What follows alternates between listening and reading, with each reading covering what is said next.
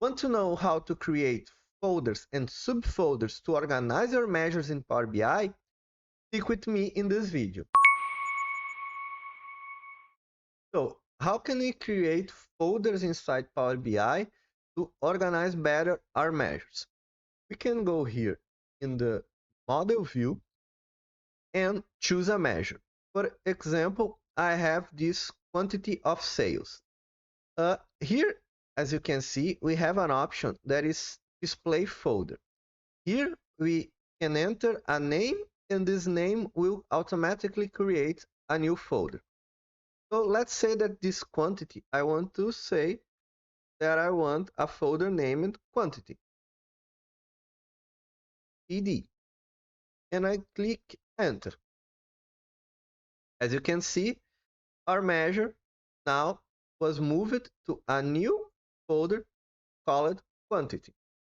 Now I can just select other measures and drag and drop to the new folder. And there it is. We have now a new folder. And here I have a folder named others. Let's say I want to create a subfolder inside this folder. How can we do that? Here I have a few measures, that is the total sales last year, total revenue. How can we create a new folder called totals? I want to select one of these measures.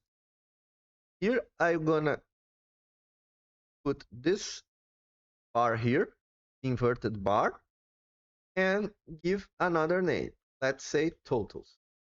So others, and now total, and enter. As you can see, now we created a new folder here that is inside the other folder. So I just need to select the other measures. I can select the ones that I want and select Shift to select all and just drag it here. Now all of these measures are inside this subfolder that is inside this folder. So there it is.